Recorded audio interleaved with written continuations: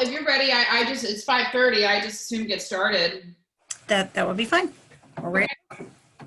I call to order the meeting of the Ways and Means Committee meeting. Roll call, please. Chairman Sims, Here. Alderman Gould, Here. Alderman O'Neill, Alderwoman O'Neill, Here.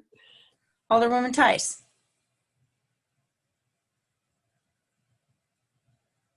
I see her. Parker Tice, I see her. Oh, I'm here. Here. Can you hear me? Yeah, here.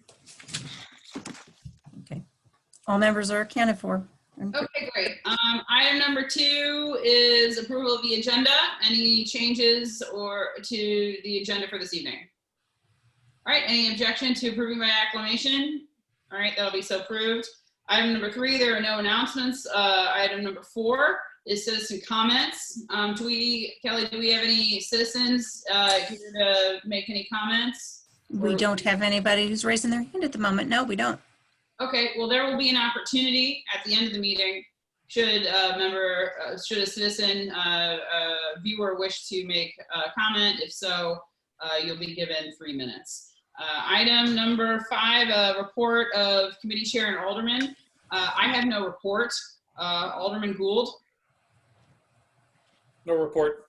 Alderwoman Parker Tice. No report. Alderwoman O'Neill.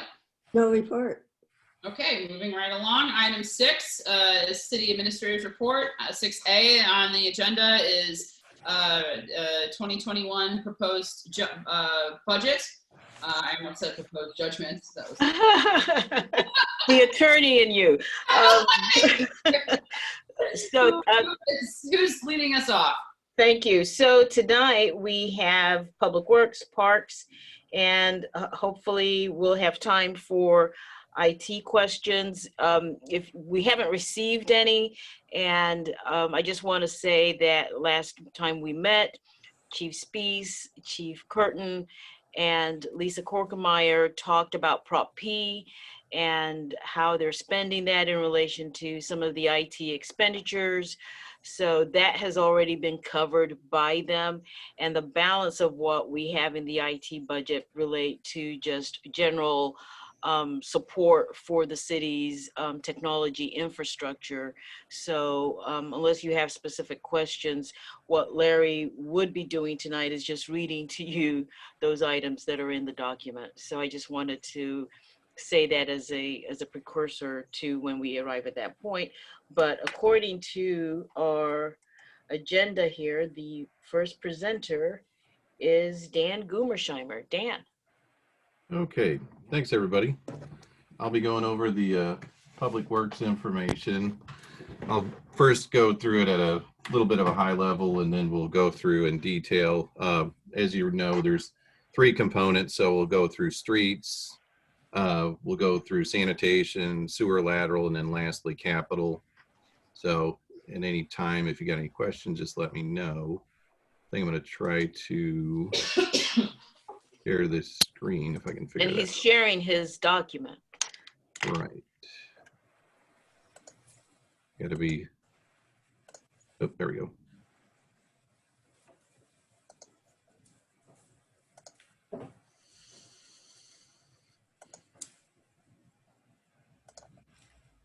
That work? It did. All right, technology. Okay, so I am actually on page 135 of your budget book. Yeah, because I know this numbering system's a little bit different on the digital than it is on the hard copy, but the hard copy is page 135. The mission statement is pretty much the same. And the goals and objectives are fairly close to the 2020 budget. The accomplishments, of course, would be different. So just going through those at a high level, we completed so far more than 1,200 linear feet of sidewalk replacements using our conventional methods of tearing them out and replacing them. We also purchased a concrete planer. So I don't know if you've seen us on your street or streets in your ward, but that actually is used for usually if it's an inch or less, we can, basically grind away that imperfection to give us a flush surface again, so you don't have that vertical defect. And then most recently, we were approved. It's not in here. I'll update that. But poly level, if you recall that foam injection process, there's 10 streets that are slated for 2020, and they'll have those done before the end of the year. That's an outside contractor. And then regarding thermoplastic, we do have our thermoplastic machine. We've done pavement remarkings on Litzinger Road, like the white lines along the shoulder. We're going to touch up the yellow. Strassner, we've redone parts. Citywide, we've done stop bars. We've done crosswalk bars. As I already mentioned, shoulder markings. And then we partnered with the city of Ladue to remark McKnight. That's actually been painted. You know, it's already starting to fade. It's just the nature of paint. But whenever we need to do it again, we'll partner with them so both sides are done simultaneously. One of the big accomplishments is item number 3 with the completion of the renovation work at City Hall. I know everyone has seen that, or at least, you know, board members have. I don't know about the general public with COVID, but, you know, we've done a lot at City Hall. So that first floor has been improved. It's ADA accessible on both sides of the building now. There was a separate RFP for the new garage doors at the former fire base. That's been done. There was a window repair at the library side on Eulalie. As I mentioned, the ADA compliant ramps, and Public Works worked with an outside contractor. We actually remodeled the former planning and development offices where Lisa and Steve and everyone sat. And then that's now Bola's office, of course, and then the deputy clerk. And then one of the last things was the coordination of moving everyone back from their individual areas, whether it's fire, police, wherever they were stationed, and bringing them back, reassembling furniture, getting new furniture ordered with Janet's help. There's artwork and a whole cast of people who helped this come to fruition. So that's actually a pretty important one. Number 4, sewer lateral. We're actually doing really well, you know, knock on wood, in 2020. I think there'll be about 40 of them repaired, you know, based on the trend of roughly 3 or so a month.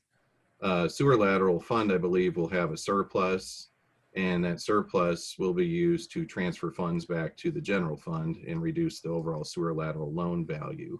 So that's a good thing too.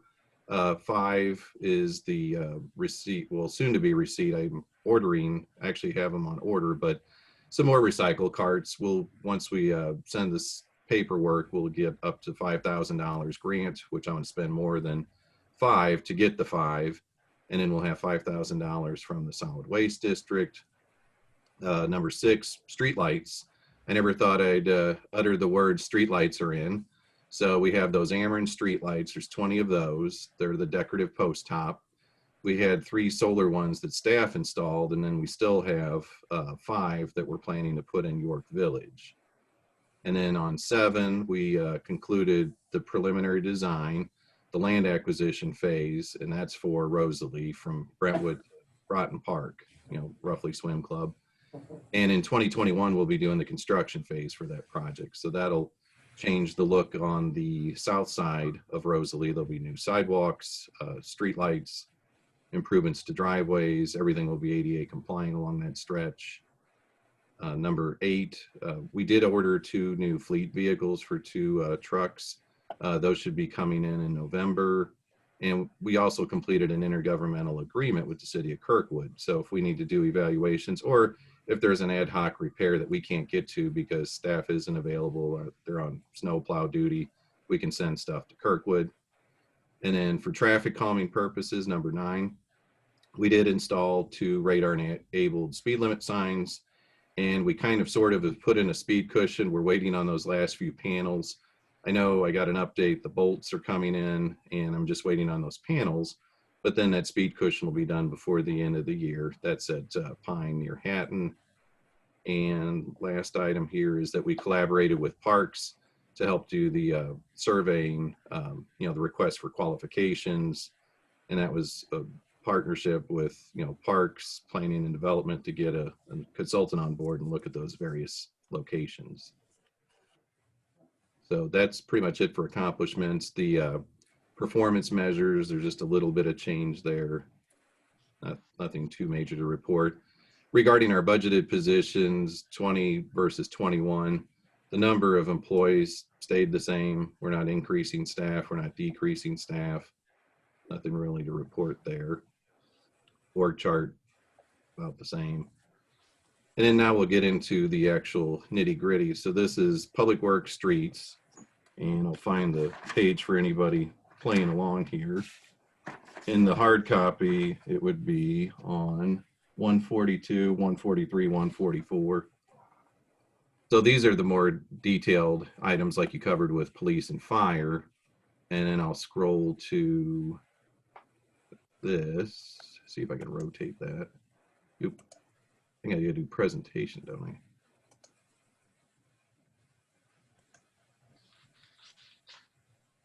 Now rotate. There we go. I guess everyone can see that, or do I have to do anything special? No, that's good. Okay. So for this,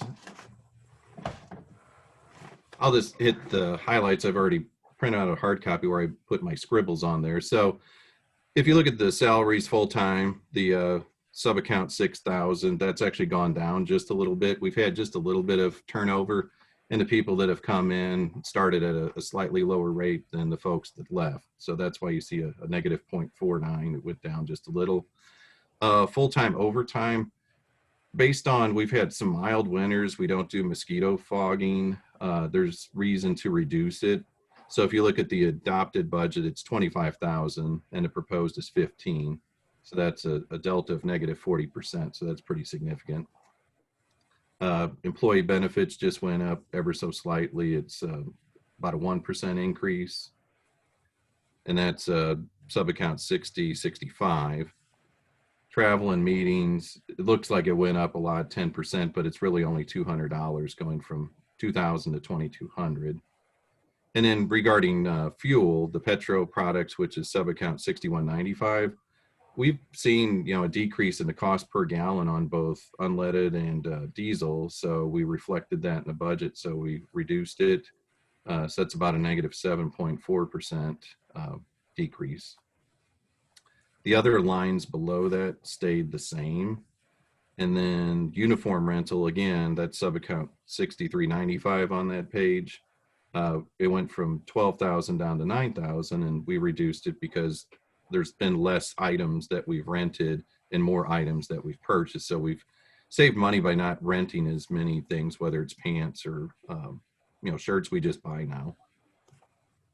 And then supplies and snow is sub-account, was it 50 or 6430? And we reduced that based on what we've seen actual condition wise. So we were budgeted for 35,000 this year. Next year, we reduced it down to 30,000. And that's just because we've seen a reduction in the cost per ton on salt. A few years ago, for some reason, supply and demand didn't make sense and people were paying a lot more per ton. But for some reason, it's reduced, just in, seems each year it's gone down a little bit. And we're part of a cooperative with Chesterfield is the lead municipality, but we're part of a consortium where several municipalities take advantage of buying salt as a group. So that's gone down. And then forestry is a little bit negative versus this year, not quite $10,000. So overall, if you look at the adopted 20 budget versus proposed 21, it's a reduction of negative 2.13%, which is around 31,600. So there's a reduction there. I don't know if you have any questions on those. May I interject, Dan? I believe that in the questions that we received and provided to the committee, that forestry line item is supposed to go down by 20,000. Is that correct? Is that correct, Eric? Yeah, that is correct. We'll see a decrease this year because we're doing, there's just less trees in Ward 4. So our An additional 20,000 less than the 240? Correct. Is that correct? Right. Okay, so that'll be changed for the final copy. All right, made a note on that. And like I said, I don't know if you have any street questions or if you want to save them at the end, or it's up to you. I'm inclined to, by subject matter, if someone's got questions on this topic, if I could have I would ask for the benefit of your doubt when I call, or maybe if you just speak up, because when you share a screen, can't see everybody, but if I don't call any right away, or if you find an opportunity, please feel free to speak freely. If that goes off the rails, we'll revisit. The way I would like to do this is I will recognize committee members first, and then I think there may be some aldermen in the audience who may have some questions. I'd recognize them at the end. So with that said, I do see Kathy. Take it away. Question about forestry. I don't know whether it's Dan or Eric who could answer. A number of trees here in Ward 4 were cut down this year. I think there've been a few planted to replace them, but is there money in the budget to replace more of them? We're actually going to be starting tree plantings here in the next couple weeks. So the trees that were cut down in Ward 4 earlier this year will be replanted this year. Is it 1 for 1 or 2 for 1? 1 for 1. Okay. Thank you. Welcome. All right, I'm not seeing any other waves for questions. So Dan, if you want to just carry on, that'd be great. Sure. Yeah, I'll press on to, looks like I skipped a page or two. Here we go. That's 147. Yeah, so we've gone through streets, and then 147 is sanitation. So I'll just go to the, got a little carried away with my mouse. Okay, so on page 147 of the hard copy is the summary of expenditures for the sanitation department. Probably the bigger significant items, I'll just cover those. Salaries full-time, that's gone down. We've acquired 2 new drivers in 2019. So the folks that were actually, they were frozen, they were over their 12th step. They've parted ways and moved on to different companies. So the folks that replaced them are actually probably middle of the pack as far as the number of steps. So that's gone down. Full-time overtime, we reduced it. We weren't seeing as much overtime worked through that group. And I think part of that's because we've had a part-time helper with that pickup. You know, we continue to monitor it since Brentwood Forest has modified trash receptacles and things of that nature. And we're still able to get done in a normal, reasonable time like ordinarily would. And then salaries part-time, that's been reduced from 20,000 to 15. That's sub-account 6010, just because we don't think we'll spend the full amount, and it's closer to where we actually are. Employee benefits, you can see that went down just a little bit, -1%. That's sub-account 6065. And then kind of like with streets, the Petro products, which is sub-account 6195, we ratcheted that down, not a whole lot, but, diesel fuel typically costs more in the trucks that it's used in, which would be sanitation. They get horrible gas mileage. When I see Fuel Man, it's probably 3 or 4 miles per gallon. So, and they're used every day. So we reduced it some, so it's -3%. Miscellaneous contractual, I reduced that one. That category, that 6210 sub-account, is actually if we have to rent a truck, if a truck breaks down. And then so far, knock on wood, we've only needed to do that once. And it didn't cost the full 10,000. You can see it's 4102 in 2019. So we reduced it down for proposed 21 down to 4,000. So that's a -60% delta there. And in equipment maintenance, that sub-account 6215, it's budgeted at 36,000 for 21. We left it at 36,000.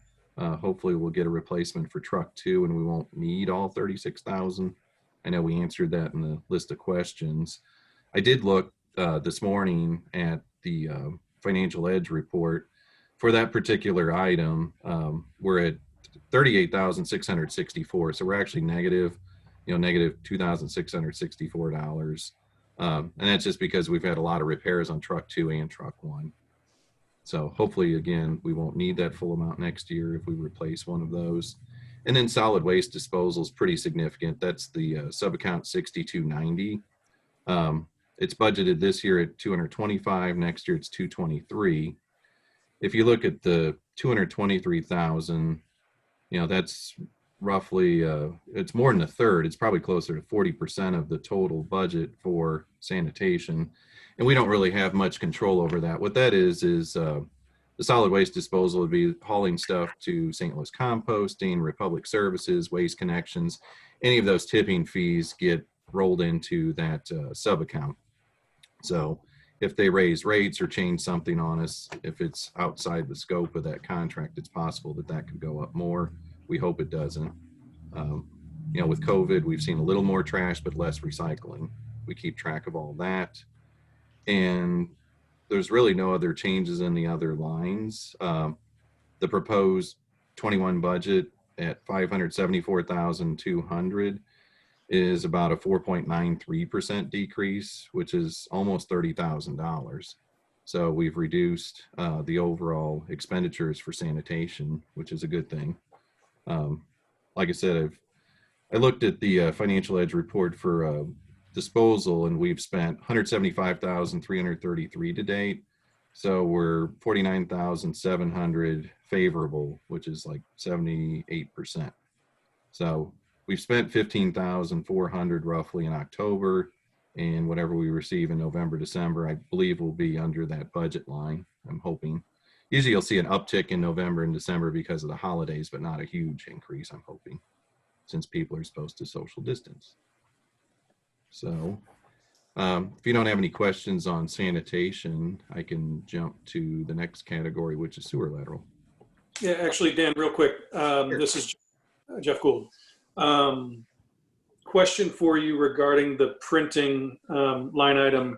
How are we doing as far as compliance with our residents as it relates to materials that are acceptable and or unacceptable? I know that there seems to be a wave of occasionally, you hear griping about they didn't take my materials, and I know we've talked about, do we need a bit of more of an educational campaign, or do you feel people have kind of gotten into the rhythm of acceptable and unacceptable recycling, especially? I think it's been, knock on wood, there's been a few people, that have had questions. And I know the printing expenditure is pretty much the OOP stickers. We can get 1,000 of those for roughly $300.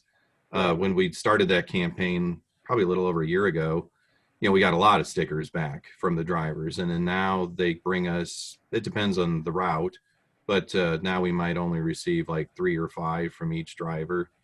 And it's usually the same infractions, if that's such a word for that, but it's plastic bags into recycling.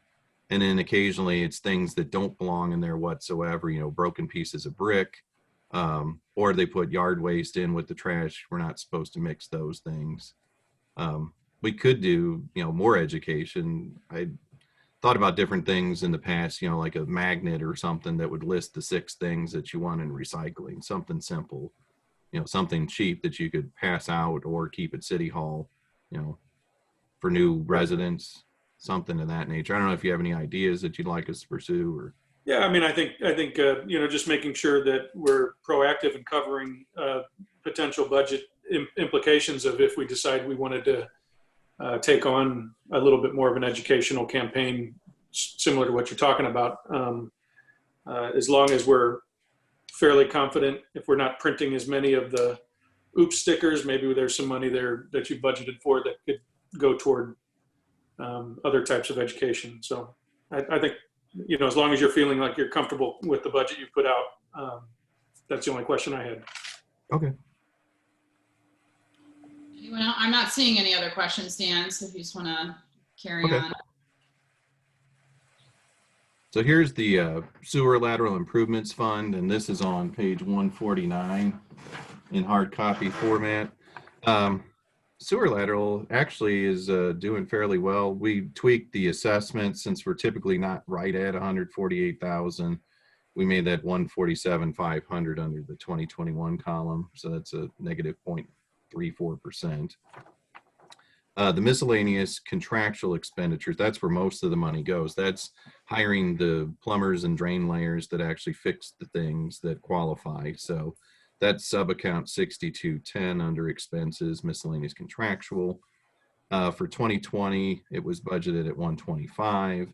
For 21, we increased it $1,000, and we actually decreased streets and sidewalks, which is below it. That's sub-account 6535, the same amount, $1,000. So typically, streets and sidewalks is for if there's a break under a street that's a concrete slab and we need to put that slab back, and that costs, or those expenditures would be like materials. So say if it's on Eulalie, that first block going, what would it be, east of Brentwood Boulevard, those are concrete slabs. Most of these defects that we've had folks repair, they're in dirt or, non-paved areas. So luckily that expenditure, it's actually zero. We haven't charged anything to it. The 6210, when I looked at that this morning, there's $97,156 in actual expenses, and that budget ceiling is $125,000. So what that means is we have roughly $27,844 to get us to the end of December. So it's like 77.7% is used up, and we got the rest in reserve. And we did do 4 repairs in October 20. That was probably the high water mark since April, which had like 6 repairs. And if you recall, we did change the policy such that we no longer cover cleaning or cabling, and then also the home sale contingency. If you're selling your house and you just want it fixed because you see cracks, the next person wants it fixed. We don't just do, minor cracking. It really needs to have a true defect and backup condition for it to qualify. So I think that saved the fund quite a bit. And then, as I mentioned in the beginning, I believe it will hit that target of at least 20,000 for sub-account 6548. That's the debt service to general fund, that loan, paying us back the hundreds of thousands that were used to support sewer lateral for years. So it's a good thing. So overall, total expenses, it's gone up a little bit since it's showing an increase, but not like we've seen in years past, where it's hundreds of thousands that we spent just to get us through. And that one's pretty simple. I don't know if you have any questions on that one. Alderwoman Sims, could I ask a question? Oh, sure, yeah. So Dan, I'm just curious how much money is still owed back to the general fund from this lateral sewer program? Yeah, I don't know if Karen knows the answer. I remember in my head what it roughly was, but that's been around a year ago. Yeah, I haven't asked in a while, so I don't remember the. Yeah, I remember writing a memo, and at that time it was like 320,000, rough number. Yeah. I'm not sure if it's increased since then, if there were things that went past that point at the time I had written it. No, Dan, that's about right. We haven't loaned any more money to the sewer fund. Okay. Yeah, I know it'll be an uphill climb to whittle that down, but as long as we have a surplus each year, and even if we didn't have a surplus, as long as we're balanced, it'll just take us a little bit longer. I just hope that we don't go negative like we had in years past. And, we watch it each month, and if it gets a little out of whack, then we'll certainly notify staff and then bring it to everyone's attention if it goes too far out. But we've had a few up months, and then I think it was September, there was none, absolutely none. So that's a good thing. Okay. Okay, I'm not seeing any other questions, so carry on. Okay. So capital improvement funds, I was trying to figure out how the others did it and how I would do it to make it make sense, since I know there's photographs in some sections and then narrative in others. We can bounce back and forth. I've looked at it a couple different ways. So on this first page that I have open, this page 152 in the hard copy, miscellaneous contractual expenses, Public Works is in there. That's an IT number. That's that first line, that 6210. So I won't really get into that since it's IT. The one of consequence for us would be at the bottom of that page is subcategory 6215, which would be repairs maintenance expenditures. There's $141,000 that's budgeted for that, and we made no change over 2020. I looked at it this morning, and you're actually in good shape. It's actual spent $91,588.62. So what that means is there's $49,411 left through the end of December. And that's roughly 65% of the budget is consumed, and we're in November. There were some bills that hit in October, so there might be a few little miscellaneous ones trickle in, but that's actually pretty good for the fleet as big as ours. So that, takes care of parks and rec and streets, and, sanitation has its own repair and expense, but, if there's anything that police need and fire to some extent, and then the admin vehicle and planning and development. So far so good. Over on 153, looking at that, we have a few items on here, I believe. Oh, no. It's actually, oh yeah, there's Public Works computer. I saw that, but that's again IT. Here's where it is on 154. There's a few items on here that pertain to Public Works. So capital improvement, building maintenance. I don't know if you guys can see my cursor. I'm moving it around on my side. I think you can since I'm sharing the screen, but 6505, $40,000. That's for miscellaneous repairs. Well, actually, yeah, repairs to city buildings, excluding City Hall. So on that particular category, it's not as rosy of a picture I can paint for you.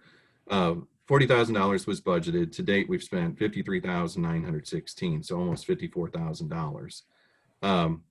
But just in October, there were 3 repairs that were coded to that line, and those are all regarding the police department HVAC. So those are pretty significant repairs as far as building maintenance. So I saw one of them was $7,981 for a compressor, $4,381 for a blower motor, and then a smaller repair at $1,401. So just for October, it was $13,763 just for HVAC repairs for one building. The other buildings, remarkably, didn't have near the amount of expenditures, for City Hall or Public Works. So, that's a good thing. Or the fire department, or, police in general. It's really just the HVAC that's caused us headaches. The other little things that go wrong over there might be, replacing a faucet or something. I know we did that, and, something with a drain, simpler things. So 6505, we left the same, hoping that, since it was kind of all linked to the police department, if we do approve the budget, which includes HVAC replacement, that would stay in check at 40,000. And then going down to the capital improvements, Public Works, 6530. There's all kinds of miscellaneous projects, which we can cover in the detailed pages, but all in all, there's $367,630. And I'll scroll to the next page since the bullets actually explain each of those items to some extent. So we always have street signs in there, and that would be for posts, hardware, the reflectorized signs that have the names of the streets. A little bit for equipment. So if there's a chainsaw or like something that's a pressure washer, if there's hoses on it or something, we need to replace that. That's in there. Traffic calming devices, I'll go back. So traffic calming devices, we put in $25,000 there. And we have traffic calming devices in this 2020 budget as well as 21. City Hall, we're talking about replacing the fluorescent lighting on that first floor with more energy efficient LEDs. And also at City Hall, repair or replace the obsolete staircase that's on the north entrance, the one that faces the post office, since that's got some cracking and pretty significant deterioration in areas. And then Strassner Yard, it would be for partial fence replacement. That was one of the questions asked, I believe, today.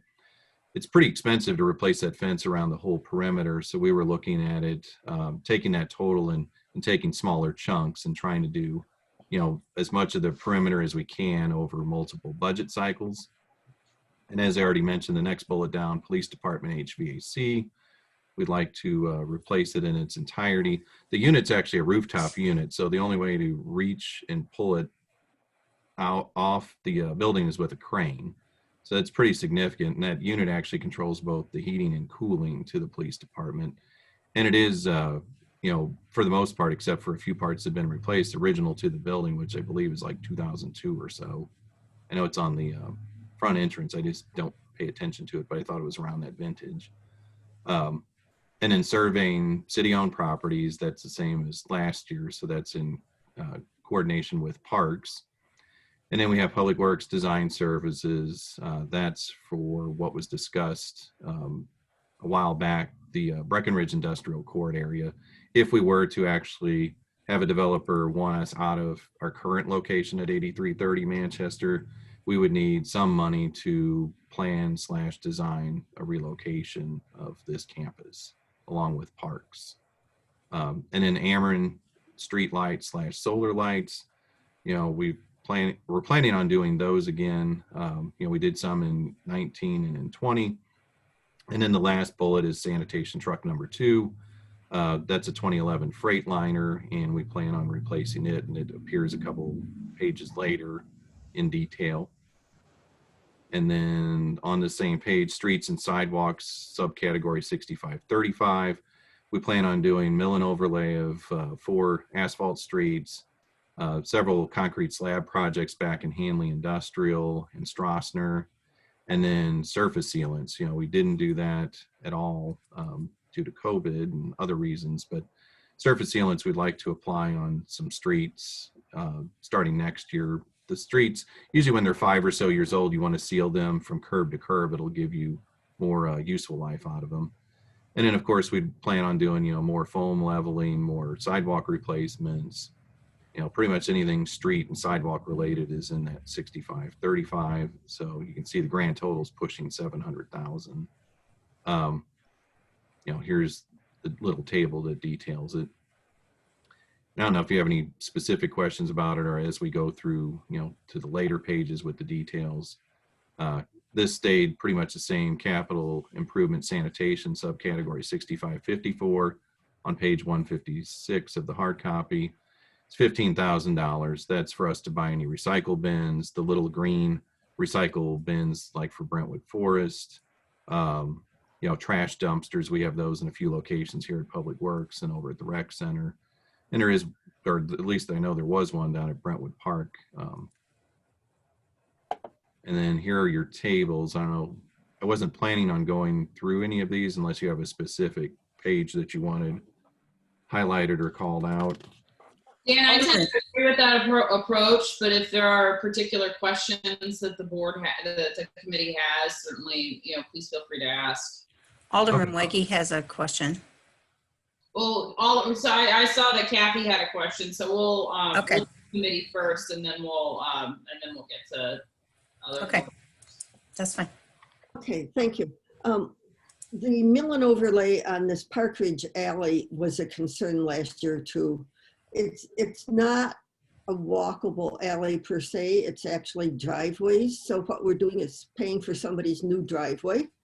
It goes into an interior behind Mount Calvary Church. So if we were ever going to do the park we talked about, it might be feasible, but at the moment it just goes nowhere. And I strongly feel that should not be on next year's budget. We need to talk about that and see where that's going before we spend $21,000 to pave someone's driveway.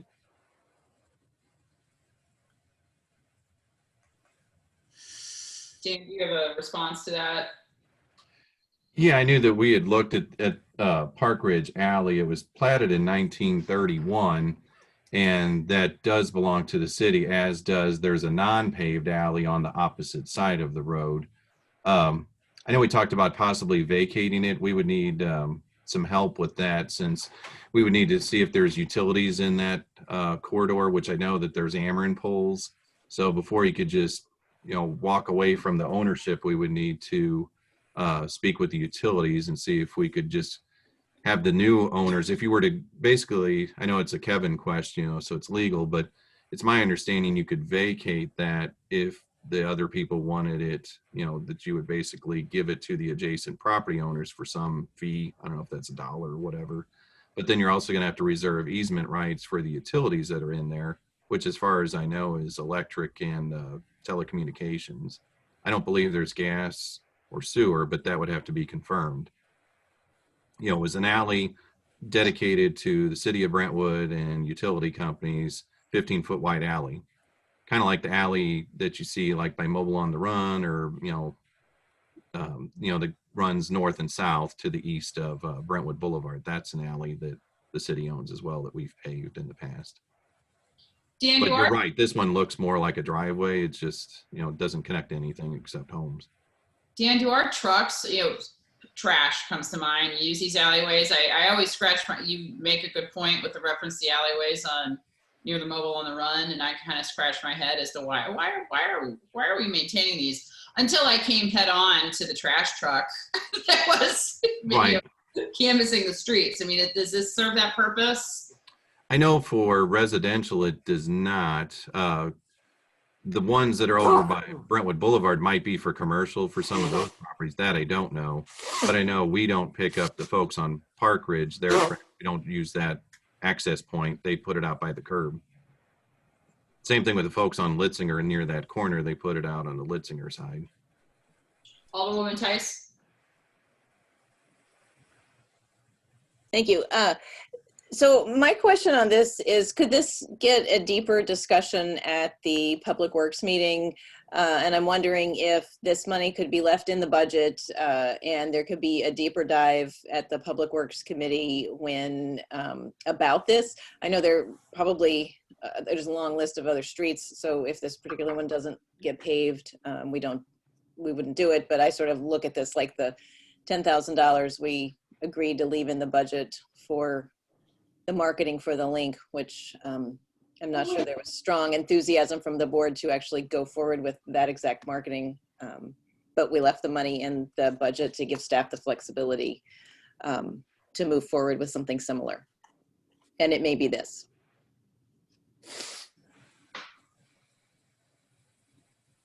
I tend to agree with that approach.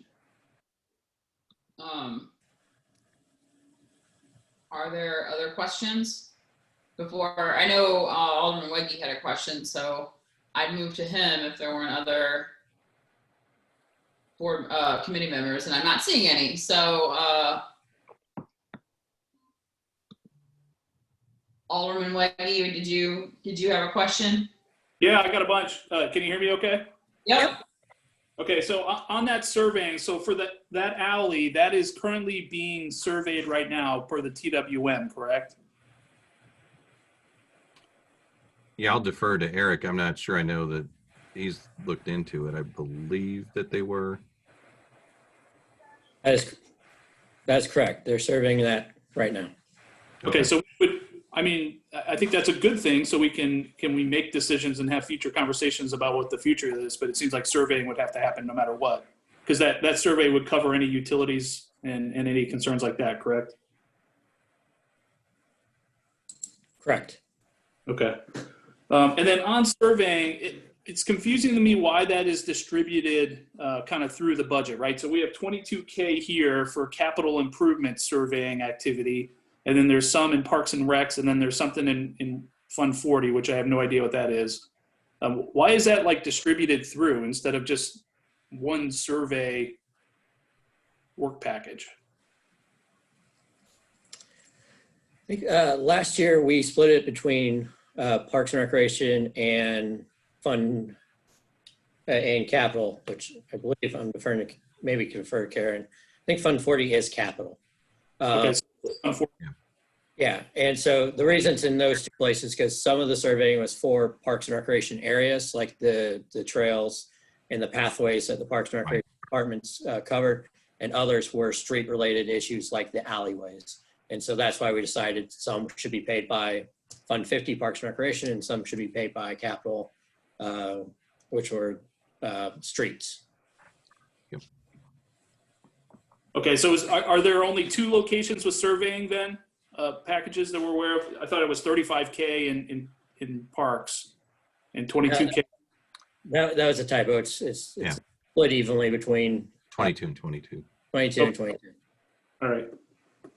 And then on the, so Dan, you mentioned the budget for the design of the new campus. You know, I would agree, you'd probably want to hold some budget there, but we wouldn't go forward with that, correct?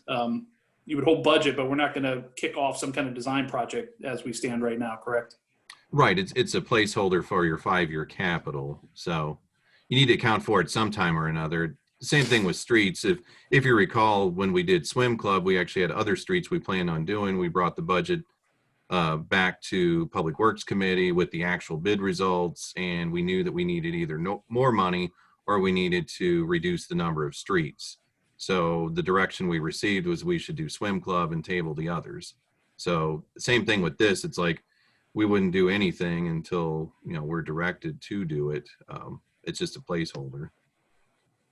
Okay, and then along those lines, I mean, the fence repair, I saw the response to the question about that being spread out over 4 years. Is that a moot point because of potentially a moot point for what we would see happening south of Manchester in the future?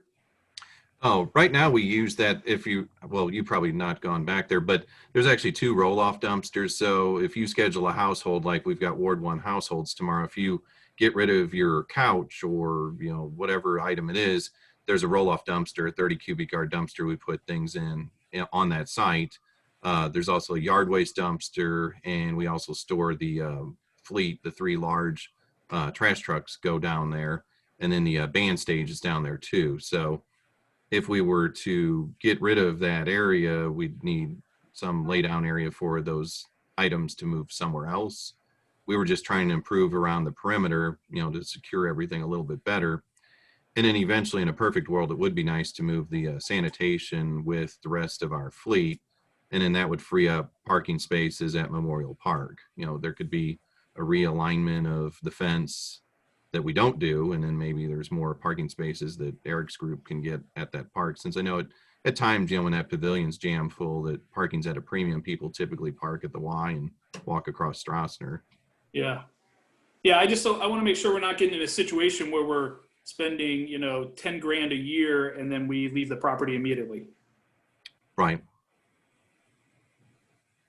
Yeah, and I thought if we can at least fix the front facade and make it look better and more secure, then the other areas that are, you know, a little bit dilapidated, you know, they're not as much a concern to me. Okay. And then we did talk to a fence contractor. When he told me the total, I just kind of smiled because I knew it was a huge amount. I'm like, there's no way I can do, you know, $38,000 worth of fence in 1 year. That's just a huge amount.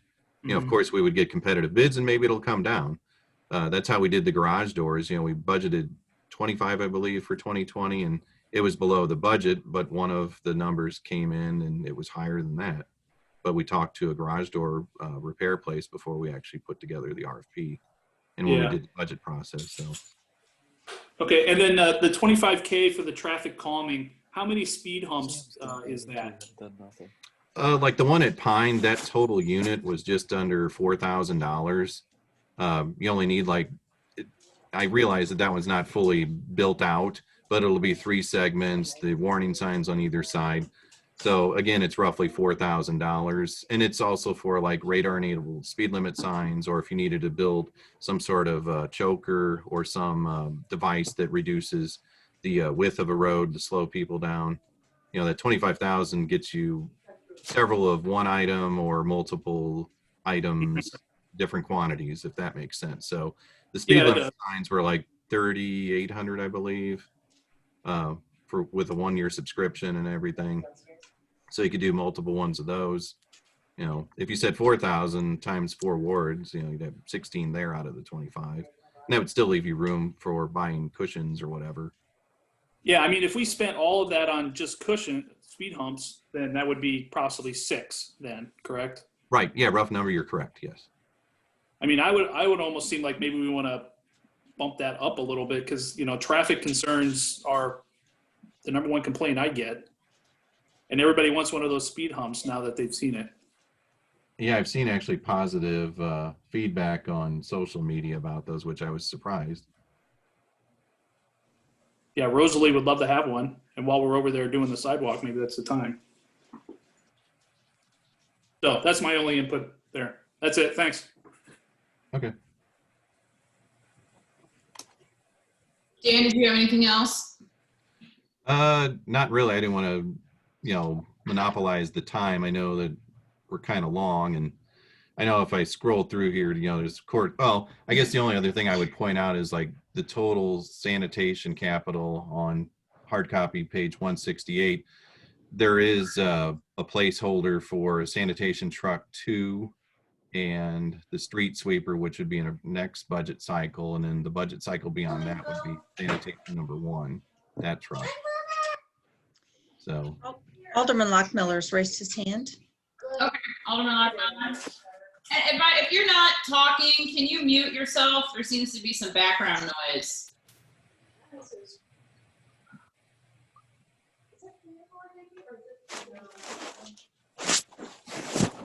Kelly, are you able to mute everyone and then accept for Alderman Lockmiller?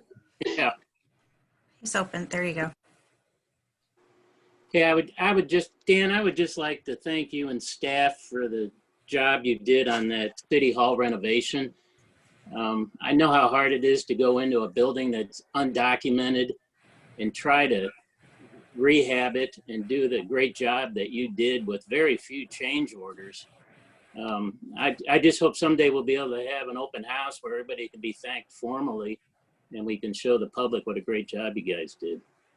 That's all. Kyle Allen, the project manager, did a really good job on it, as did the contractor, and everybody was nice to us and coordinated the moves and moved back. I know it was painful at times, but the end result is something that looks really nice and functions better, and has a purpose, and it's more secure. So it's a good project.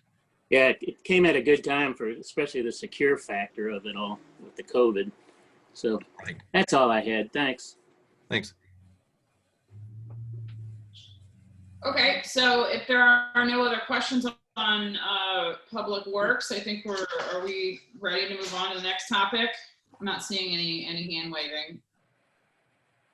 I do have one quick question. Okay. Sorry, for Dan. There's $4,800 for vinyl banners for decorative posts. We haven't used banners like that in the past, have we? Where would they go? Oh, those vinyl banners, that's actually, if you drive down Litzinger and Strassner, the Centennial banners for Brentwood Centennial. I don't know if you've paid attention to them, but they're on the north side of the road along Litzinger and Strassner. But those are those little vinyl banners, so we can pop those on. We've already got the hardware. If we want to change the messaging to something with Brentwood bound or whatever, the committees and boards desire, we can certainly change those. That's the placeholder that's for. Thank you. That's it. Chairwoman Sims, thank you. Okay, thank you, Dan. That was a very comprehensive explanation. I will stop sharing there. All right,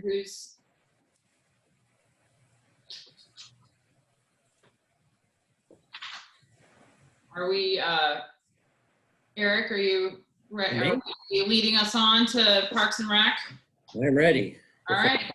I'll try to keep us under the hour, so that gives me 7 minutes, Alderman Sims. Is that right? Yeah, don't feel like you need to read every line of the budget, but certainly, I will not. Don't worry about it. That in mind. I will. I know last week, Alderwoman Parker Tice talked about how great it was not to hear about COVID. Unfortunately, you'll hear a little bit about COVID in my presentation, so I will warn you that. Are you leaving the table outside? I will let you know. Thank you again. We'll make this a little bit briefer. I will start with a general overview about the Parks and Recreation Department's budget. We'll talk a little bit about the Stormwater and Parks Improvement Fund as a whole, and then I'll get into kind of a general overview about revenue expenditures and then the capital budget. Let me share my screen. And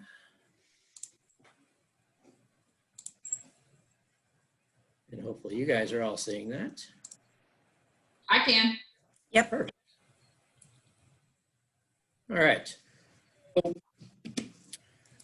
Just talk a little bit about the fund, and I think you guys all know the Parks and Recreation Department fund contains all the revenue, expenditures, and capital for the department. We also include funding for stormwater projects. In my time, we haven't had a whole lot of money identified for stormwater, but we do put money in the budget during the budget process. It's a placeholder. And we have had funding for it. If something comes up during the year, we used it to assist with the culvert replacement on High School Drive a couple of years ago. I know the last few years it's become a tad bit confusing because Brentwood bound. And so I know a lot of numbers have been thrown in there, and we see a lot of things like $45 million in revenue. That's obviously not all me. A lot of that is Brentwood bound. And so what I'm going to talk about is just the Parks and Recreation Department. And I think someone else will be talking about the, I think someone else will be doing Brentwood bound at a future time. So yes, that's correct. We are set to do Brentwood bound, a deep dive on that on Monday. That's correct, Will, right? I don't have that schedule in front of me. That is correct. Okay. But yes, thanks for pointing that out.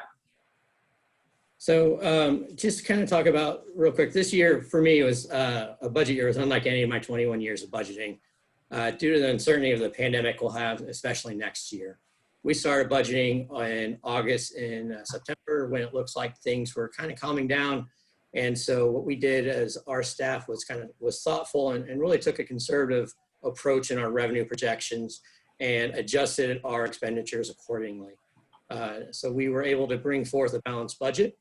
And not only a balanced budget, but one that still increased the Stormwater and Parks Fund balance at the end of the year. So with that being said, we will continue to be diligent with our review of our monthly financial statements and ensure that we're out in front of any decreased revenue projections next year.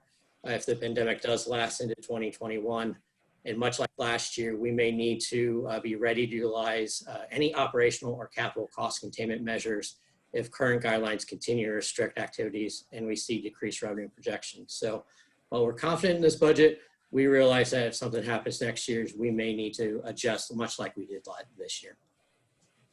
So just talk a little bit about our budget philosophy. When I first was hired, I was instructed by my boss to, my goal is to decrease the fund balance about $100,000 to $300,000 a year. I was told that the Board of Aldermen really wanted to build the fund balance for larger projects, whether it was in stormwater or parks and recreation, so larger projects. And so what we were able to do is that we cash funded $2 million for the Brentwood Recreation Complex renovation. And we're also able to, based on the recommendation of Alderman Lockmuller, start setting aside funding to assign a fund balance for the stormwater projects, which we grew over $500,000. And we're able to use that to start beginning a Brentwood bound project prior to passing the COPS. So our goal is always to make sure that we have money at the end of the year and we increase that fund balance. So while I think it'd be great to have an extra capital project every year, I think this philosophy has kind of served us well the past 7 years. Kind of moving on to revenue, you see on page 18, and what I kind of did was I kind of made this presentation and so I could highlight some things. I know we talked about a 56% decrease in revenue, and that's a tad bit misleading because when you see we had $22 million projected in revenue for this year, $18 million of it was a fund balance transfer. And so when you go from that 22 down to 9, that's where you get that 56% decrease in revenue. And when you switch over to page 216, that's where that $18 million was. And I think, and Karen can correct me if I'm wrong, we decided that we didn't need to make that transfer. I think the auditors decided that we could keep that all within the Economic Development Sales Fund. So we didn't have to do that. Actually, let me just interject real quick. Hold on, let me put my video on. Okay, yes, you're correct, but what actually happened is the revenue proceeds from the Series 2019 COPs did not go into the Economic Development Fund. It got posted by the auditors into the Fund 50 Stormwater. Therefore, there's not $18 million from the Economic Development Tax Fund to move over there. But it doesn't matter because the full $39 million net proceeds went into Fund 50. So yes, there will be a budget amendment where we are going to show by the end of the year that 18 million is, we are not going to be doing anything with it in fund, in the economic development sales tax. And that's all I had. That's all, unless anybody had any questions about that. Thanks, Kim. Okay, thank So, but the big thing for us, obviously, is our fund. And when we look at our revenue is based on two things. It's sales tax primarily and fees and charges. And what you'll see in our department is in 2020 is we'll see a 12.15% overall decrease in estimated revenue. And a bulk of that will be coming in fees and charges because we're estimating a 42% decrease in fees and charges. You'll see the bulk of it will come in rink fees in the ice rink, which is this section right here. Everything in yellow is fees and charges, but the bulk of it will be in the ice rink and meeting rooms. And obviously that is based on the restrictions from St. Louis County and what we're able to do and maximum capacities and things like that. When we started budgeting, we were what I like to call optimistically conservative and with our revenue projections in 2021. And what we talked about is how quickly we can recover, which will be determined by St. Louis County guidelines and comfort level of people returning to normal programming. Meeting room rentals and the ice rink will be the slowest to recover. And you kind of see the room rentals, and basically it'll take a few years to get those back up to where we were pre-COVID-19 levels. And again, the ice rink, which we'll see a big hit. And just a quick example, when we first were able to reopen and they talked about cleaning protocols, we used to have 15 minutes in between rentals. And we basically had to get a group off, clean for half an hour, let a group come on and get on the ice. So we basically went from 15 minutes in between rental groups to an hour in between rental groups, which lost us 7 hours of ice usage time a day. And so that really hurts, obviously, revenue projections. As we continue to go through and we're able to, St. Louis County loosen restrictions and cleaning protocols and things like that, we've been able to get back down to about 30 minutes, which is still why you see revenue projections down as we move up. We'll continue to look in other avenues. We continue to do things virtually. If you notice, we've done things like the program in a box where we, that basically we'll put together 10 activities and we'll deliver it to your homes, which have been mildly successful, especially at first when people couldn't come home, but people are still buying those today. So we're looking at those different type of activities, and we'll continue to look at trends throughout not only St. Louis, but across the country and look at ways that we will continue to program for during this time. So the one increase you'll see is in youth programming, and that is due to the impending agreement with Richmond Heights to assume youth programming for all 3 cities. And again, the idea is that we'll take over programming, so we'll expect to see an increase there. So our internal goal is, as you see, is to kind of get back to pre-COVID-19 revenue projections by 2023. So we got over $1 million by 2017. I got it up to 1.1 in 2019, and now we're back down to 2015, which is where we were when we were renovating this building. So it's disappointing, but again, it is something we're ready to kind of take back on. So that's kind of where we are with revenue. Moving on to expenditures, because of cost containment measures put in place by staff and approved by the board, we're estimating a 16% decrease in expenditures for FY20. The department is budgeting a decrease in overall expenditures for next year. And, what we're really looking at is, as you kind of see, and we'll move by thing, the overall departments. This is the first year based on changes to the financial software that you'll kind of see like administration and programming, and you'll kind of see the overall over here at the is basically that decrease overall. There are a couple of small things I want to touch base on. Dues and subscriptions, there's a little bit increase, and part of that is because we have a number of staff who professional certifications are on a cycle. So for some reason, all of our cycles are up at the same time, so those are due this year. So that's why you'll see that small increase there. I do know that Alderman Parker Tice talked about the miscellaneous contractual, so that was in the response that we provided. The fitness, you see the big decrease in overall expenditures for next year. The increase in general programming is related to the increase in the revenue, but again, you kind of see that decrease as you go and go year by year. If you notice, we talk about in 2023 with Brentwood Bound coming online, this increase that you see here and here is related to the $345,000 increase that we discussed at the September 8th Board of Aldermen meeting, and has been included in the operations and maintenance manual. We'll continue to kind of refine those in future budget as we refine the overall maintenance costs as we go through final design. So that is, again, as you kind of go through sports and everything else. Again, one more thing I didn't kind of highlight, but as you notice, as with the operation expenditures went up, it's about the decrease in capital expenditures. And you kind of see that again in 2023. So as those operational expenditures we mentioned in our capital meet or in those board meetings, those capital expenditures will come down. And that's kind of the give and take of the Brentwood Bound. That is the quick kind of overall revenue expenditures. I don't know if anyone wants to take revenue expenditure questions before I move on to capital. And are there, it's just that I'm not seeing anyone raising their hands. And I had it, so it doesn't look like there are any questions, Eric. So capital, as I mentioned, in the departmental responses, every year staff kind of ranks every project that all our projects that we have in a capital improvement plan.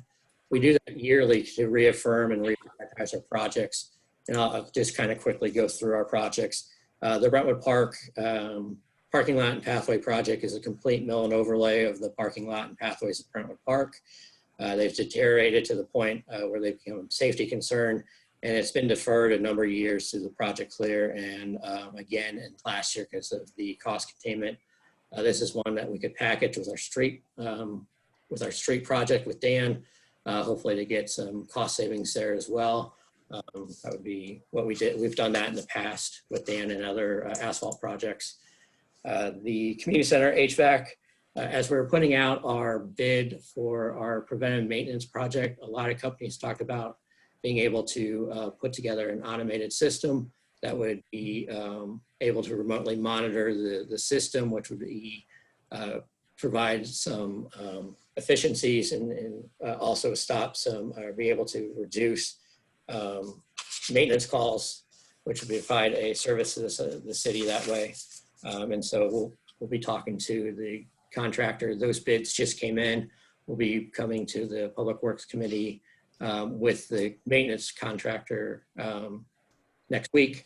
And then after that, we'll talk to the contractor whether or not this is something that we need. The flooring contract, or the center, we replaced half the floor last year. That's the floor all the way around the actual ice rink.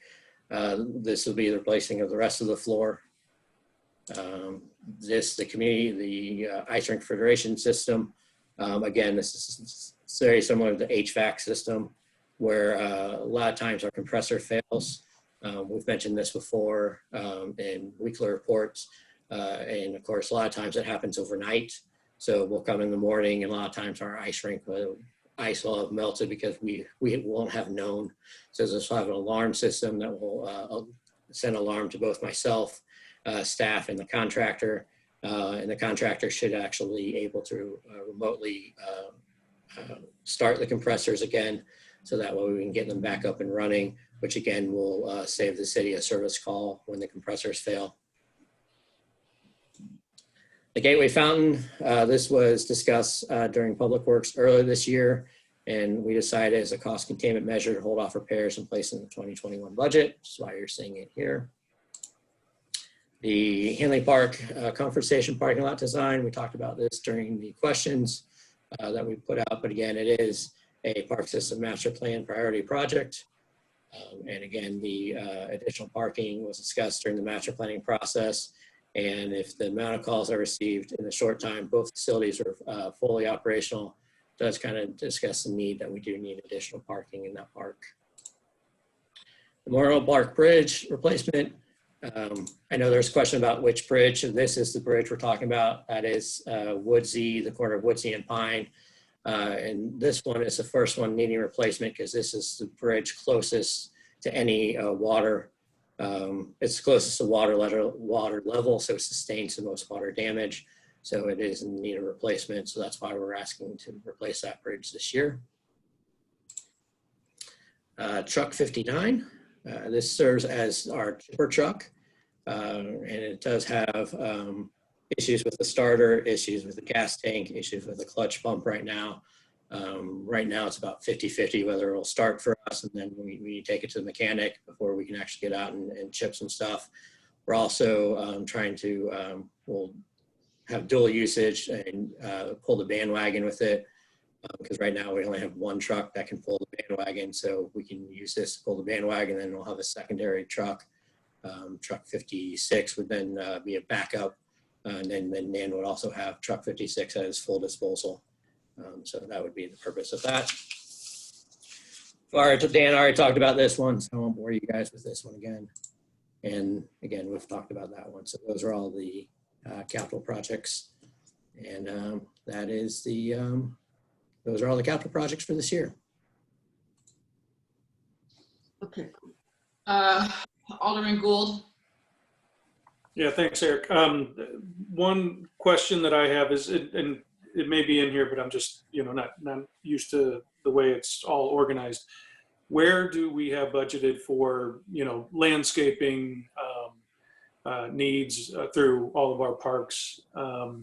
Whether that's, making sure that there's nice patches of grass or good plantings. I know with the horticulturist, it seems like there's some opportunity, especially potentially as Brentwood Bound comes online over the next few years. It'd be nice to be able to kind of integrate and tie in and make sure that all of our park systems kind of have that same level and standard of quality. So maybe not necessarily in this budget, but maybe as we look toward the next few years budget line items, I'd like to know where that sits in our budget. Sure, it's contained in 6421. Sorry, 50. I just used to. It's in parks. 50705 6421, which is supplies and material parks. Okay. Which is the largest line item we have in that park supply. Okay, yeah, great. And again, I know some of that will be covered in Brentwood Bound, but then also I think as we project into the next upcoming years, it'd be good to make sure everything's consistent all the way through. Alderwoman O'Neill. Thank you. Eric, you covered a lot of ground. There's a lot of different things in there, but I want to go to the basic premise of the parks master plan. I don't believe a lot of us were on the Board of Aldermen when that went through, but since then with Brentwood Bound, some of the features of that master plan aren't really necessary. They're outmoded, they're duplicate. There's just a lot of discussion that ought to be done there. And just because it is in the master plan, I don't think it, quote, needs to be done. I think we need to have a lot of discussion about what really needs to get done and what at this point might not be a high priority, because with Brentwood Bound, we'll have something else. So 2 questions about the comfort station.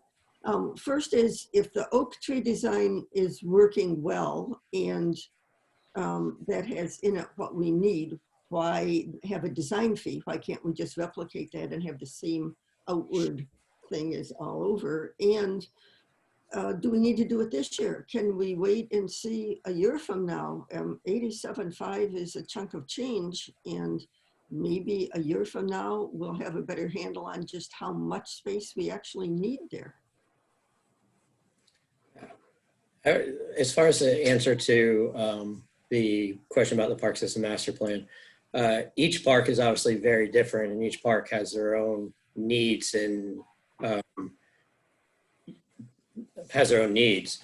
Hanley Park will always need a bathroom and will always need, to be honest, a pavilion, because people are, the desire for a pavilion rental went up immensely once we put in those new facilities.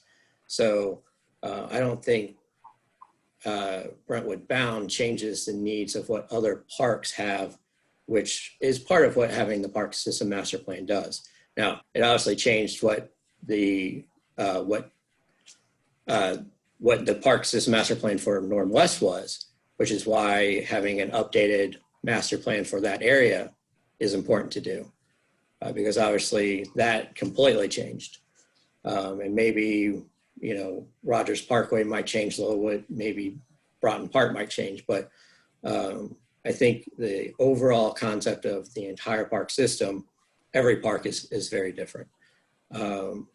The concept of having similar facilities, I think is important. I do like the idea of having somewhat of a general feel or consensus, but you just can't say that you're going to have the exact same. Well, part of it is utilities and making sure you have the site utilities within that area. So you're going to have to figure out your sanitation, how that lines up with the sanitation in the park, utilities in the park, all that stuff. There's still a lot of things that have to come in a design that's not just the architectural design of it. There is going to be, probably is going to be some cost savings in the architectural design if we say we want something that's going to be very similar to the look and feel of what we have at Oak Tree Park.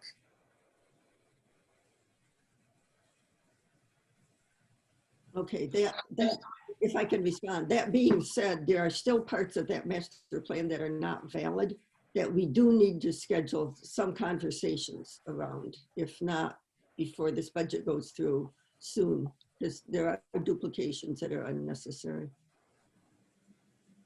If I may speak. I saw your, yeah. So I liken the Parks Master Plan to the comprehensive plan. And if you remember, ideally you're supposed to update that every 20 years. And we were a little late, right, in updating that here. And so I see this as the same thing.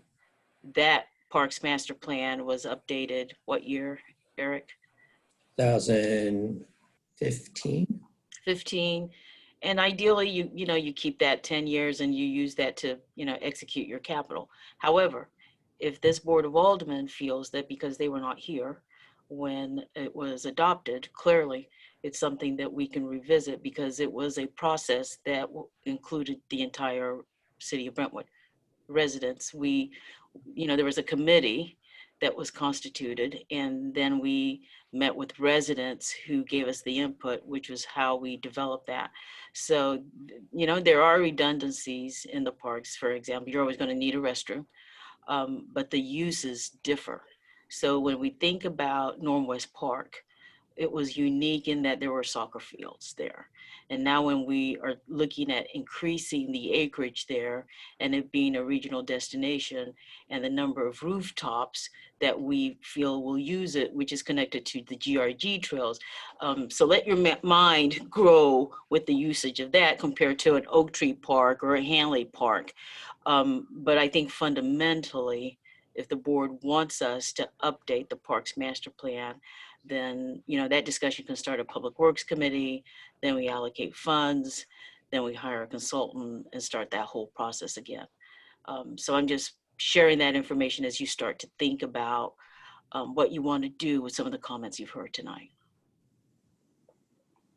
Well, as kind of as a consistent theme, I'm inclined to keep the line item, and then I find myself relying heavily on Public Works to put the fine points on it and to perhaps vet out what Alderwoman O'Neill is referring to. I don't know if that comes in the form of additional meetings on Public Works or a workshop of the board as a whole to revisit some of these plans and consistent with what you said, Bola. That's my thought. Are there other questions? Alderwoman Tice. I didn't ask this ahead because it didn't strike me until your presentation, Eric, but I have a question about the HVAC computer in particular, and then sort of a follow-up question about the ice the ice thing. So what's the they're not replacing the HVAC, they're just adding a computer to monitor it? Or can you just explain what that $20,000 expenditure is for?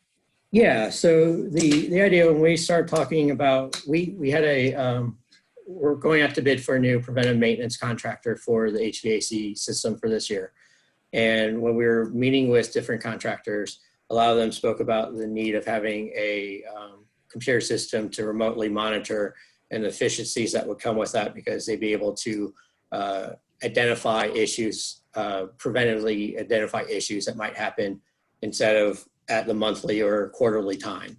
And so it would be able to prevent hopefully larger issues, or even identify something before something would break down. And so it is something that we were, interested in learning more about, and thought it would be a good preventative maintenance, practical solution for our HVAC system. So what are the expenses that are usually spent each year on quarterly or however often you do maintenance on it?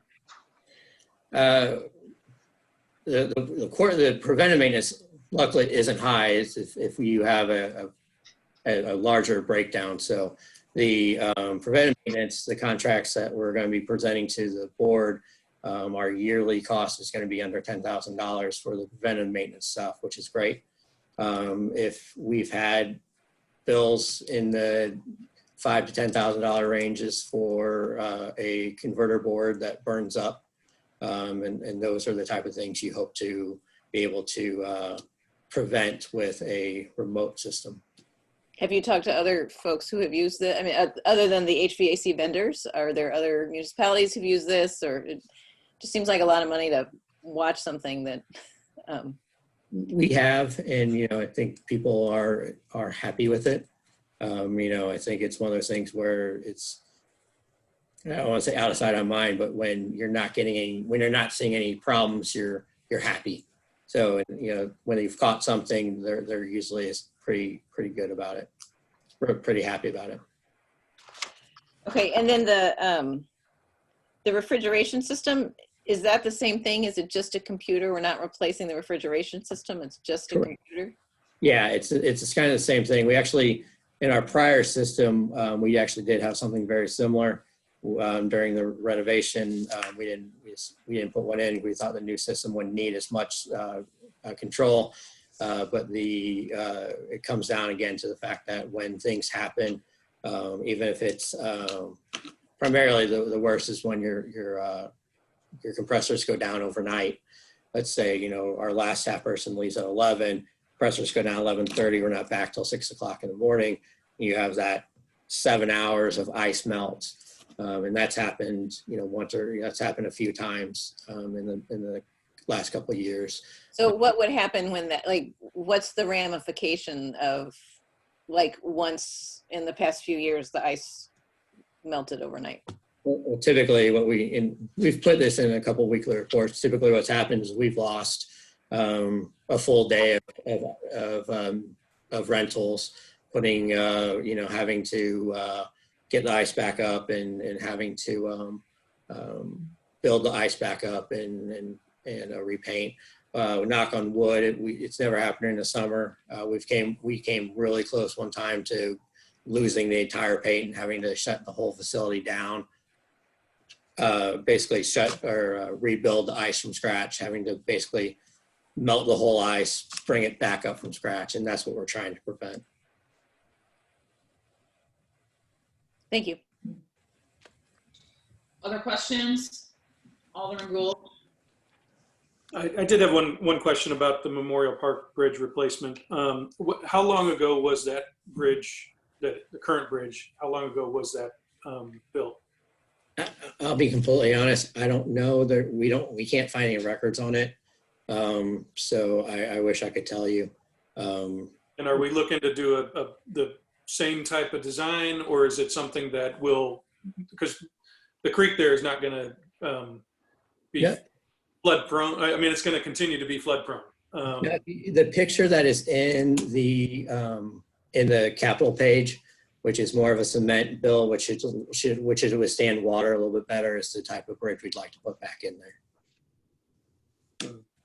I mean, I like the looks of the current bridge, but if I do too, but you know, yeah. So I I mean, as someone who lives backs into my neighborhood, like it's like rickety. I mean, I think it needs to be replaced. The bridge we're putting in is the GRG standard bridge for anything near water or anything near anything that floods, mainly because of the long-term maintenance for it. perfect. All right, thank you. Welcome. Anybody else? Any aldermen not on the committee have any questions? I do. Okay. Alderman Whitey, take it away. Yeah, so one thing I don't see in here is the Bridgeport White walkway that we talked about at Public Works. We had directed to put that into the budget for this year for the design of that. Yeah, and we put that in one of our responses, and I don't have that one in front of me, but that is because that's going to be done in-house between Dan and I.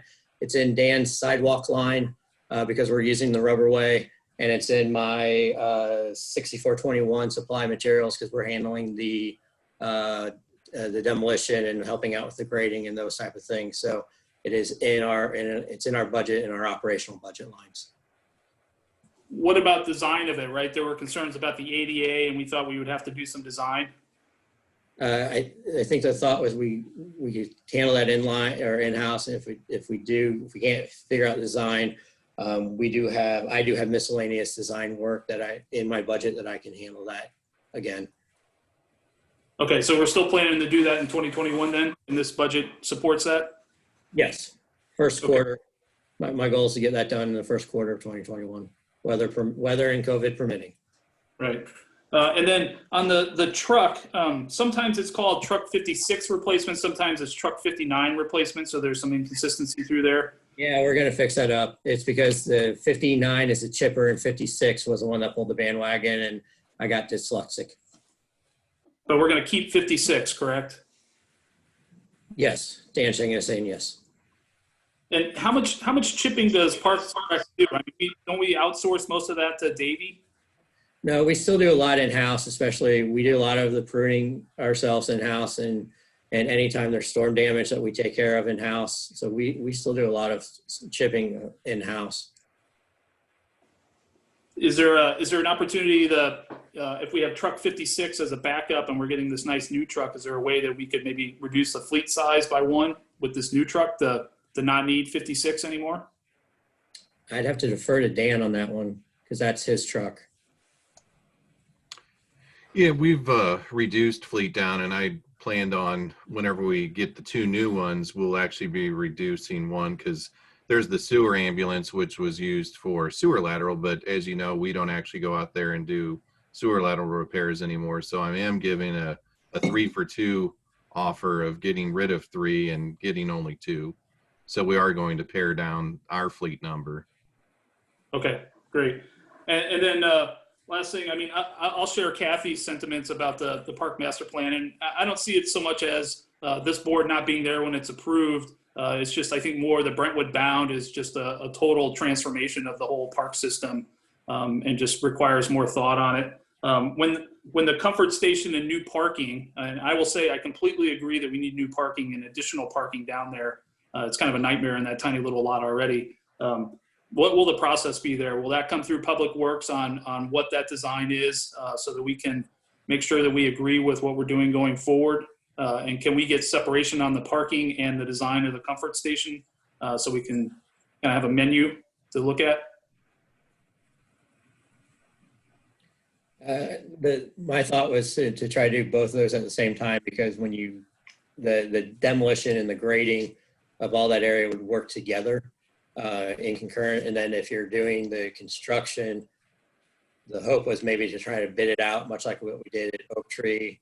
Because as you're demoing the the pavilion, you might be able to get a cost savings on the parking lot, because the parking lot expansion would be near where that current pavilion is.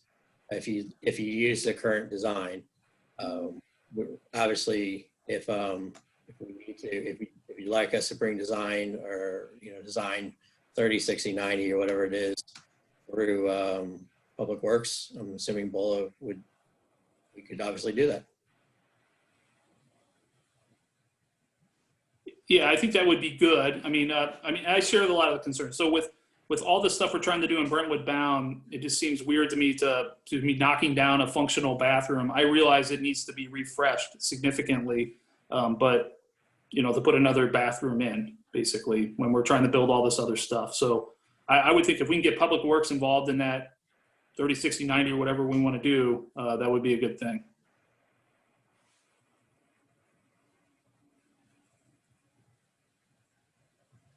Other questions? All these items do come to the committee before we go forward, because there is a bid process involved in all of them. So they go through committee and then they come to the board for approval. That has been our process. I don't believe we've deviated from that. I agree, but I just want to make sure that approving this line item in the budget is not viewed as approval of the project to go forward. Improving any line item in the budget other than salaries is not approval to go forward. Okay, thank you. And just as a side note, I mean, this is only for design this year. I mean, we did this very specifically to have design one year, and if we like design, then construction would be next year.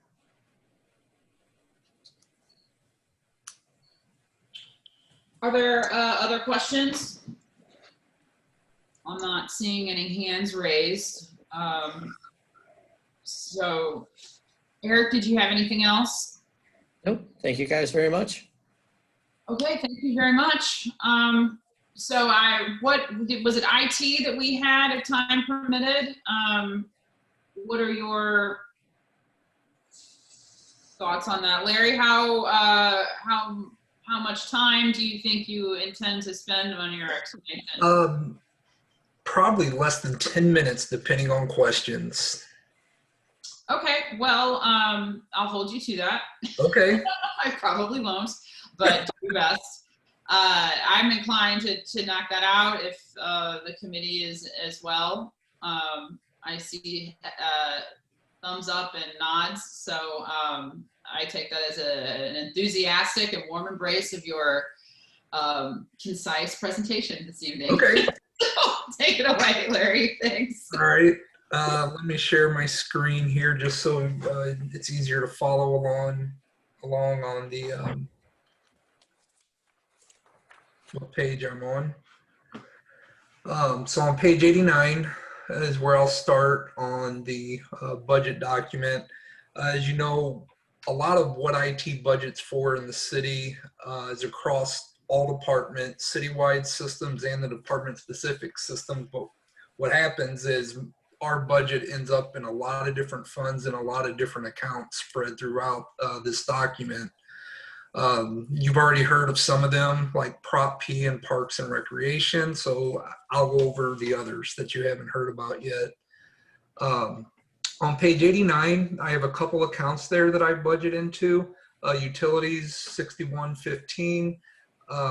I actually only budget for about $90,000 out of that $330,000 line item. It's for things like the fiber internet connections in the city, the wide area network connections, voice services, television services, and things like that.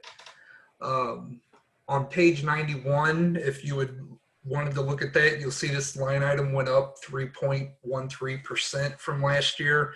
And that's really just the expected annual increase for these services. There's not really an increase there to speak of. Then on same page, account 6215, repairs and maintenance. There's not much description there, but basically these are the funds used for unexpected repairs, maintenance, or any accessories for IT equipment throughout the whole city in any given year. It's things like you know, if a computer breaks, a printer breaks, monitors, desk phones, servers, network devices. Again, on page 91, this account shows it went up 13.51% from the previous year. And that's really due to a new system that we're looking at implementing in both Parks and Rec and in Public Works. It's a fleet and facility maintenance system. And so it'll add to that cost starting next year. Or, I'm sorry, wrong account.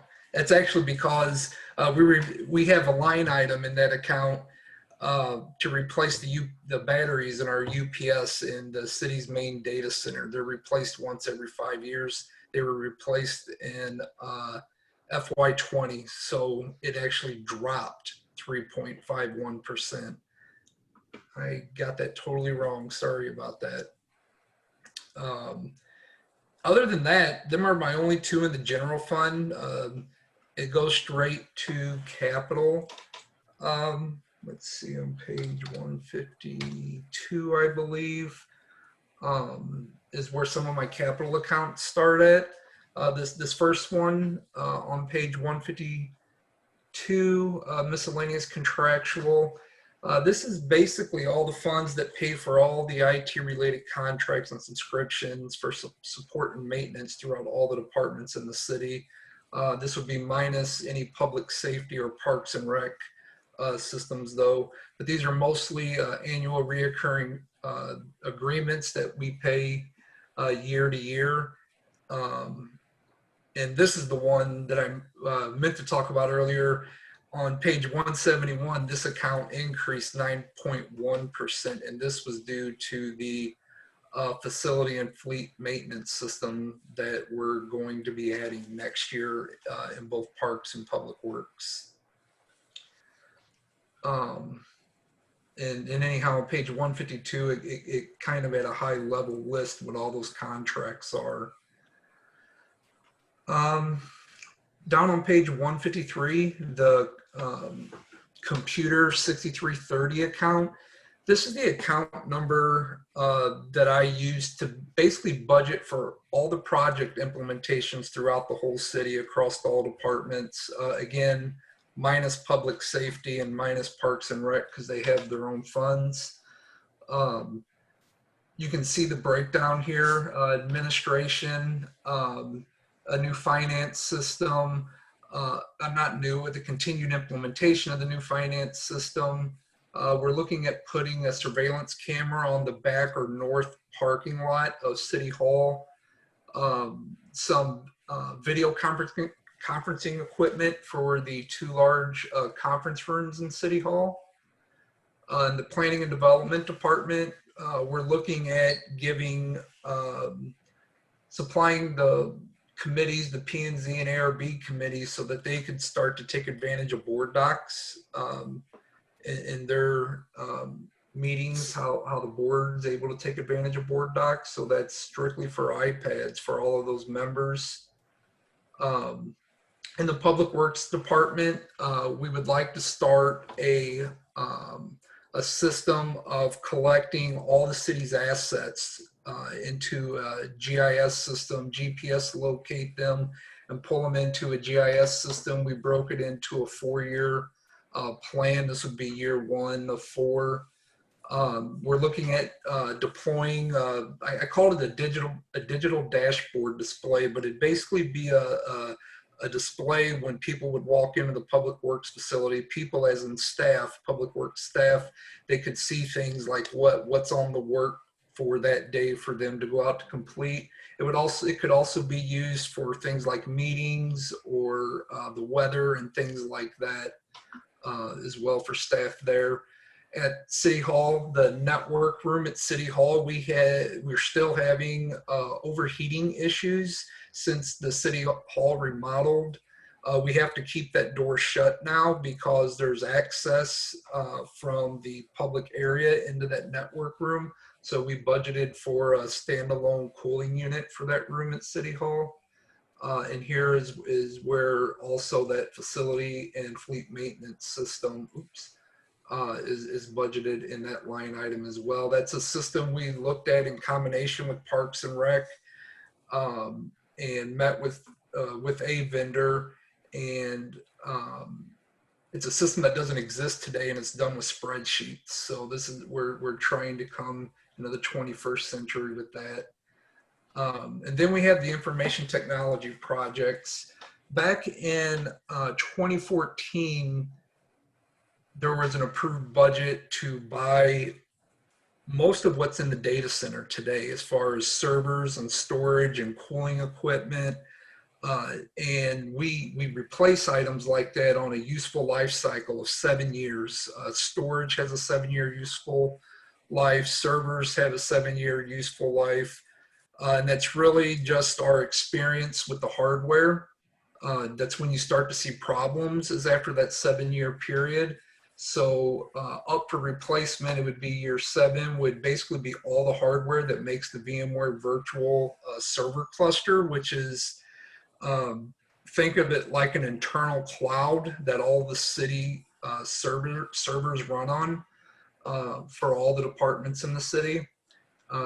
Also up for replacement, this due to the life cycle replacement plan, is our backup system for all those servers. And then we also budget for an annual network security audit. We pay for a third party to come in and ethically hack us, basically give us a report of any findings that they've come across, and we plug the holes that are in the report. Then after that, it would be down to page, actually right here, same page, 153. This is the other part. These are just the computer and printer. I'm assuming you guys can see this highlight. It's not going to let me highlight the only portion I want.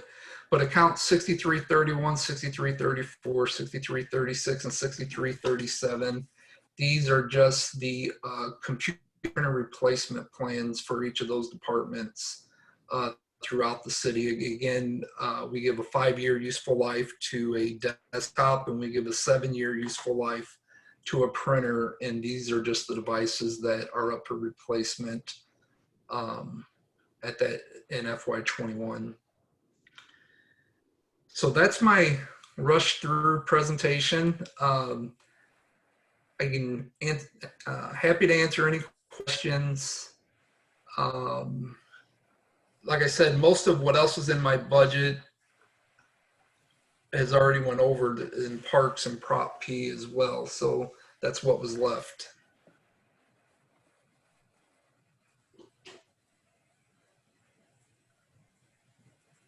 Are there any questions? Alderwoman Sims, I have a question. Yep, go right ahead. Larry, I know it's only $1,200, but the camera on the parking lot of City Hall, are we concerned about safety at City Hall? Like, what's the use of having a camera behind City Hall? That kind of, it is a security thing. It kind of came to be due to discussions with the public library back there. They had some concerns, and it was something we discussed even doing this year after the City Hall remodel. And so it kind of came from that discussion with the library wanting a camera back there. We do have a camera on, it would be the, I guess the south,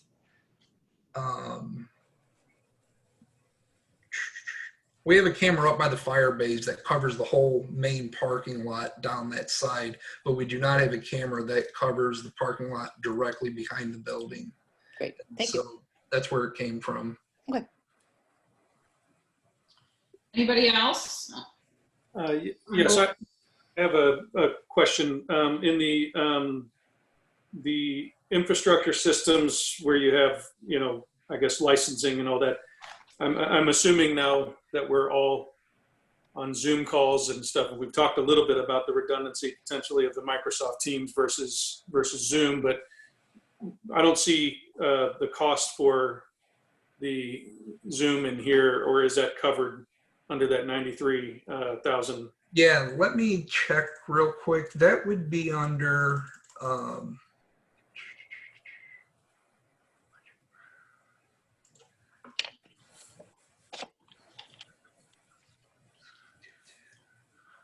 that's under the capital miscellaneous contractual under 6210.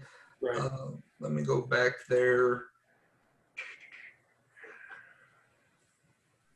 And It is under this 93,000. I just don't have it called out actually. And there was, I guess it was such a small piece of that cost. But that's exactly where it's budgeted at.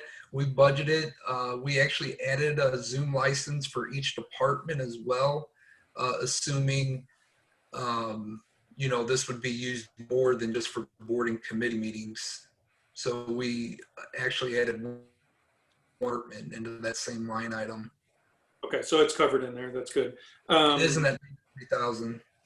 Okay, and then the other question I had is data management and the cost of, especially as you know, we have increase of files and video and all of that through the police department and et cetera. Is there a line item here that you know, per byte, how much storage we pay as a city for? So that would have been under the Prop P budget. Let me see if I can find that real quick. So when the body camera and dash cameras first came to be for the police, we kind of looked at it both ways. Should we do a hosted solution? Regis was that hosted solution at the time because, you know, they're CGIS certified and they're the trusted source. And what we found out is we felt it would be much cheaper. So we actually bought the standalone server that's running in the city data center to store all of that data onto. So, you know, other than, you know, annual backup cost and the annual, it was actually purchased with 5 years up front of maintenance. There will be maintenance beginning in year 6 for year 6 and 7, because again, we give it a 7-year useful life. That cost was actually made already this past fiscal year. So there's, as far as the storage goes, there's not a whole lot of future cost till you get like to year 8 when we got to replace that server. You know, there's other line items. Need asset management or anything like that? Data storage? Yeah, it's actually a standalone server with internal storage because of the amount of terabytes that it took to store all of that. I'm going off memory here. I believe that server cost in the $15,000 range, but it was 22 terabytes of space, I believe, that we got out of that server, which compared to cloud-based storage is very cheap. Yeah. Especially when you look at a 7-year useful life of that. But I've never broke it down per gigabyte like that. Yeah, and I'm speaking toward the other departments in addition to the police department, but as long as we're, you know. Well, most of the other departments use virtual servers. That's part of that my project under 6330 for the VMware virtual server cluster. Okay. Most servers are virtual throughout the city, and part of that line item is storage, a SAN, actually, a storage area network. We have one currently. Again, it's 7 years old, and it's just been my experience that some people will tell me it should be 5 years old, but my experience tells me you usually can push it to 7 with pretty good luck. But after that, you could start having disk errors and things like that. And on something as important that would cripple the whole city, I tend to replace those at 7 years just to be safe.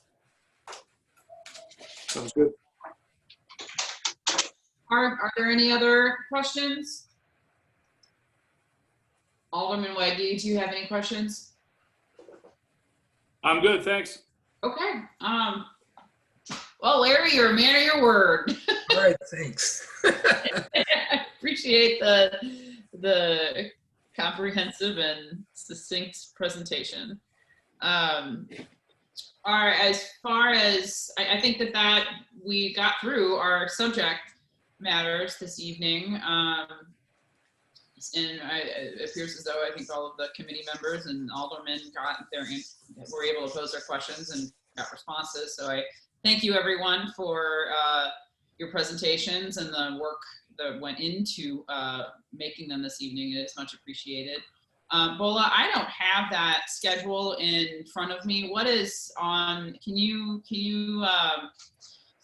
state what's on deck on Monday when we meet again? So on Monday, we will take up revenue, and the primary reason for that is the favorable percentage passage of Prop 1, the use tax. We'll be talking a little bit about that. And then Craig Schluter will be available to present the Brentwood Bound update. And then just a brief update, similar presentation to what you've heard from other departments regarding administration. And then unless the committee, we have a meeting on the 12th, so we could easily wrap up the discussion regarding the proposed 2021 budget on Monday, or we have another meeting on the 12th.